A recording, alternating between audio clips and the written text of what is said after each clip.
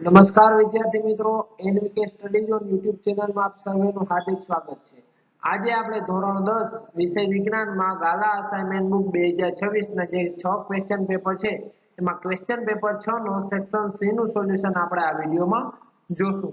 જો તમે YouTube આપણી ચેનલમાં નવા હો તો ચેનલને સબસ્ક્રાઇબ, લાઈક અને શેર કરજો અને જો તમે આપણા WhatsApp ગ્રુપમાં જોડાવા માંગતા હો તો આ જે આપણા WhatsApp નંબર 78 62 88 44 36 આ મોબાઈલ નંબર એટલે કે WhatsApp ઉપર હાઈ કરીને ધોરણ 10 લખીને મોકલી દેજો જેથી તમને અમે એ WhatsApp ગ્રુપમાં તમને એડ કરી દઈશું।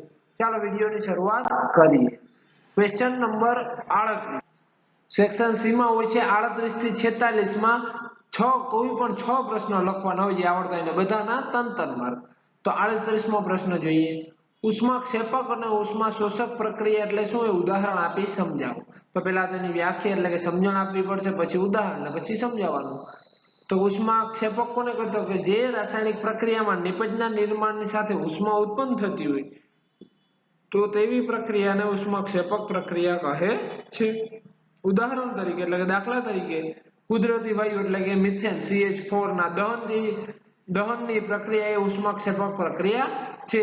જેમ કે CH4 એ ગેસિયસ ફોર્મમાં હોય 2 મોલ O2 gives CO2 એટલે કાર્બન ડાયોક્સાઇડ ઉત્પન્ન થયો અને બીજું શું ઉત્પન્ન થાય છે, જેમાં પાણી છૂટું પડે છે અને ઉષ્મા ઉત્પન્ન થાય છે। એટલા ઉષ્મા ઉત્પન્ન થાય છે તેથી જ એને ઉષ્માક્ષેપક પ્રક્રિયા કહે છે। આ ઉદાહરણ ખાસ મિત્રો તમારે યાદ રાખવું પડશે ફરજિયાત। બીજું ઉષ્મા શોષક પ્રક્રિયા તો કે જે રાસાયણિક પ્રક્રિયામાં નિપજના નિર્માણ સાથે ઉષ્માનું શોષણ થતું હોય તેવી રાસાયણિક પ્રક્રિયાને ઉષ્મા શોષક પ્રક્રિયા કહે છે। દાખલા તરીકે સિલ્વર ક્લોરાઇડનું સૂર્યપ્રકાશની હાજરીમાં વિઘટન થવું એ ઉષ્મા શોષક પ્રક્રિયા છે। AgCl gives સૂર્યપ્રકાશની હાજરીમાં 2 મોલ Ag અને Cl2 એટલે ક્લોરીન મુક્ત થાય છે। ચાલો એના પછી જોઈએ આપણે ક્વેશ્ચન નંબર 39 મેગ્નેશિયમ ક્લોરાઇડ એટલે કે MgCl3 નું નિર્માણ ઇલેક્ટ્રોનની આપલે દ્વારા સમજાવો એટલે કે એનું કેવી રીતે નિર્માણ થાય છે। તો કે મેગ્નેશિયમનો પરમાણુ ક્રમાંક 12 છે તેથી તે 2 ઇલેક્ટ્રોન ગુમાવીને સ્થાયી રચના પ્રાપ્ત કરે છે।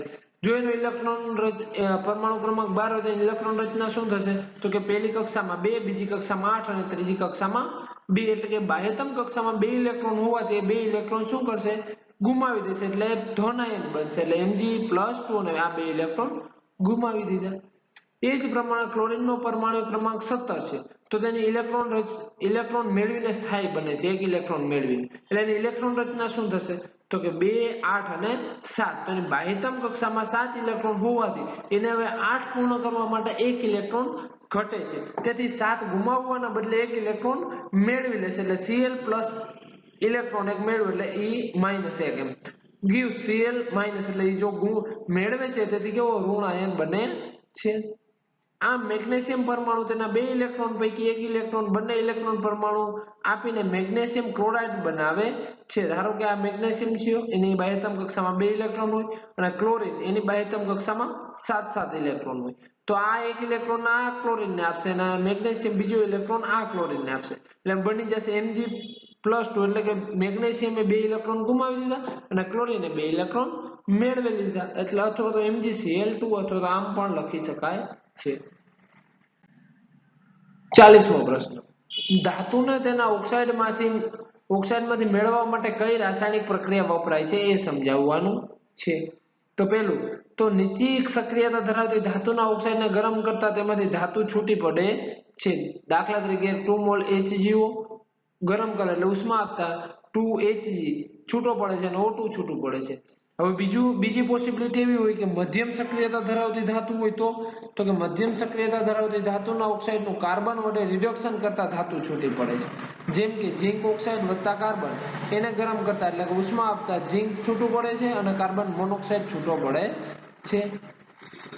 હવે બી ત્રીજી પોસિબિલિટી હોય પહેલા આપણે જોઈ નીચી હોય સક્રિયતા પછી સક્રિયતા એટલે સક્રિયતા મધ્યમ હોય। હવે ધારો કે કોઈની સક્રિયતા બહુ ઊંચી હોય બહુ સક્રિય હોય સોડિયમ પોટેશિયમ જેવી ધાતુ તો એનું શું કરવું તો કે ઊંચી સક્રિયતા ધરાવતી ધાતુના ઓક્સાઇડના પીગળેલ દ્રાવણનું વિદ્યુત વિભાજનીય રિડક્શન કરીને ધાતુ મેળવી શકાય છે। દાખલા તરીકે Al2O3 ના પીગળિત દ્રાવણનું વિદ્યુત વિભાજનીય રિડક્શન કરતા કેથોડ વિદ્યુત ધ્રુવ ઉપર એલ્યુમિનિયમ ધાતુ મળે છે।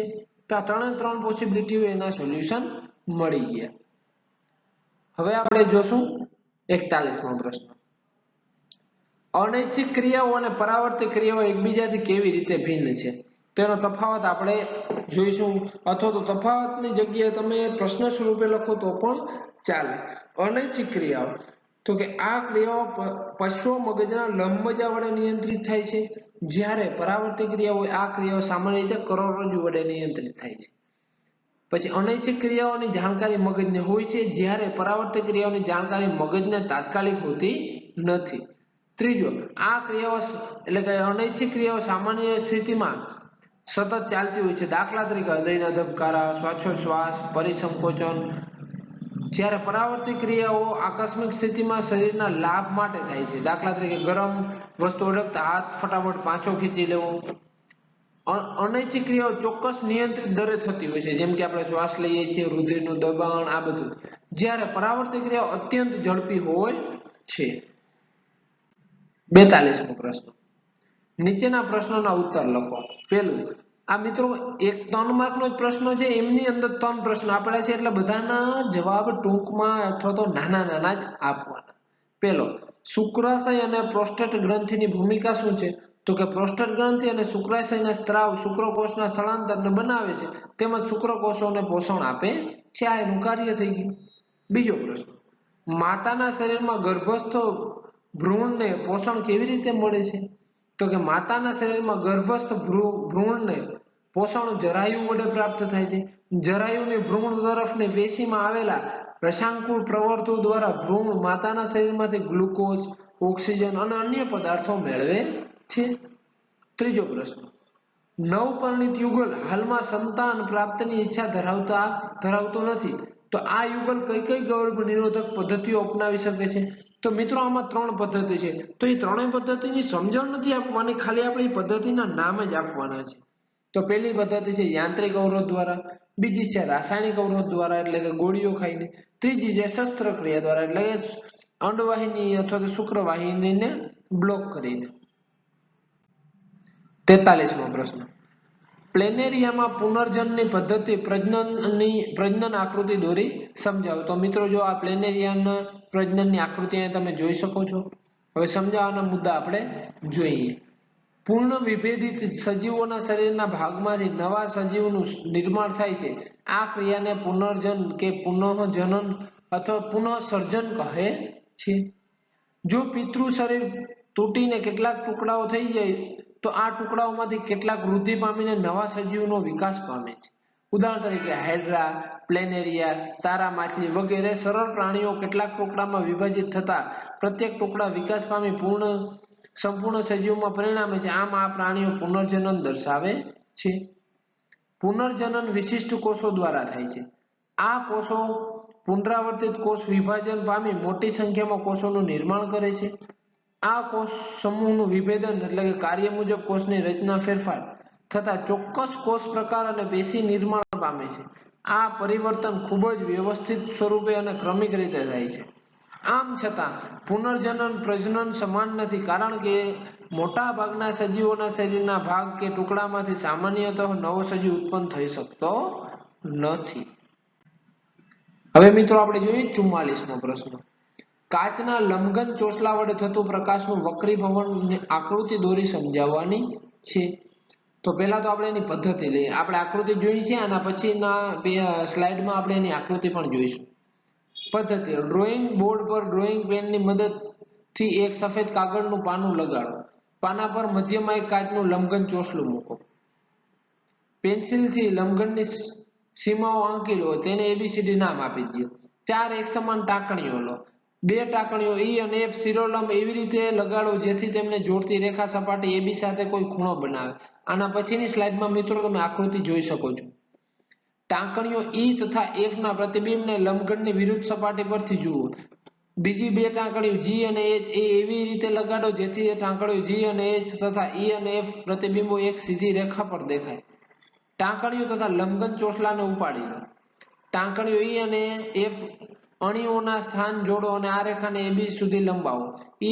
EF એટલે આખી રેખા EF એ AB ને જ્યાં મળે ત્યાં ઓ નામ આપો। તે જ રીતે ટાંકણીઓ જી અને એચ સ્થાન જોડો અને જી સીડી ધાર પર સુધી લંબાવો।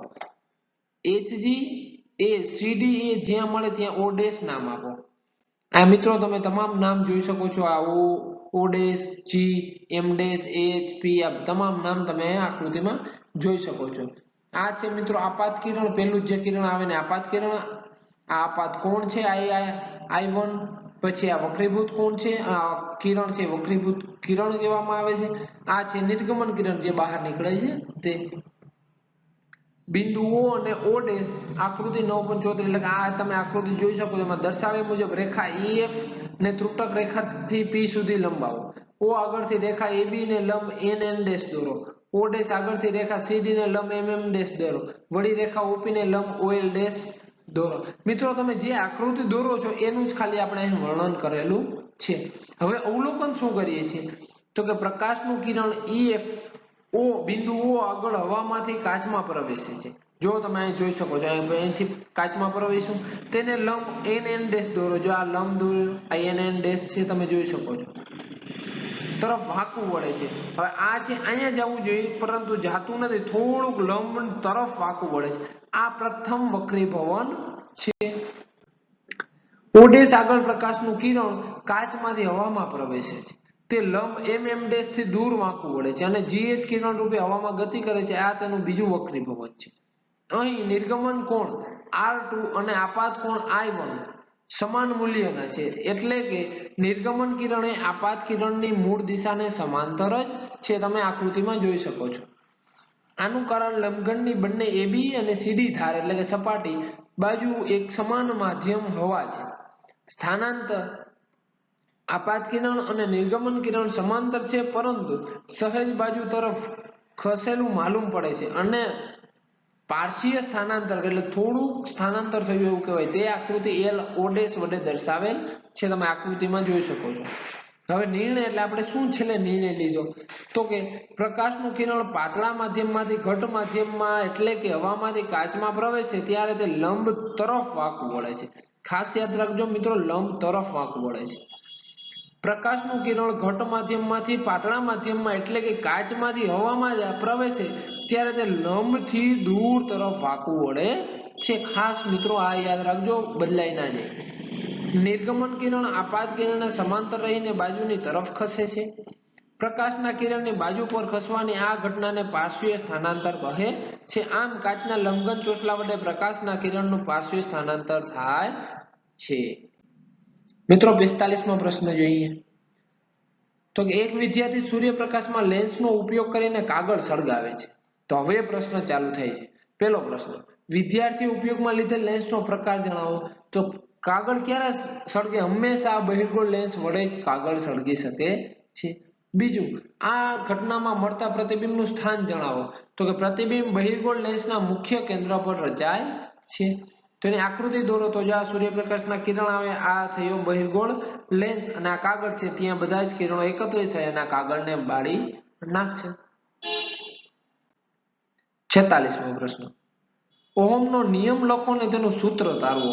અવરોધનો SI એકમ વ્યાખ્યાયિત કરવામાં તે કઈ રીતે ઉપયોગી છે તે સમજાવો। ઓહમનો નિયમ પહેલા લખીએ। અચળ તાપમાને વાહક તારમાંથી પસાર થતો વિદ્યુત પ્રવાહ તે વાહક તારના બે છેડા વચ્ચેના વિદ્યુત સ્થિતિમાનના તફાવતના સમપ્રમાણમાં હોય છે।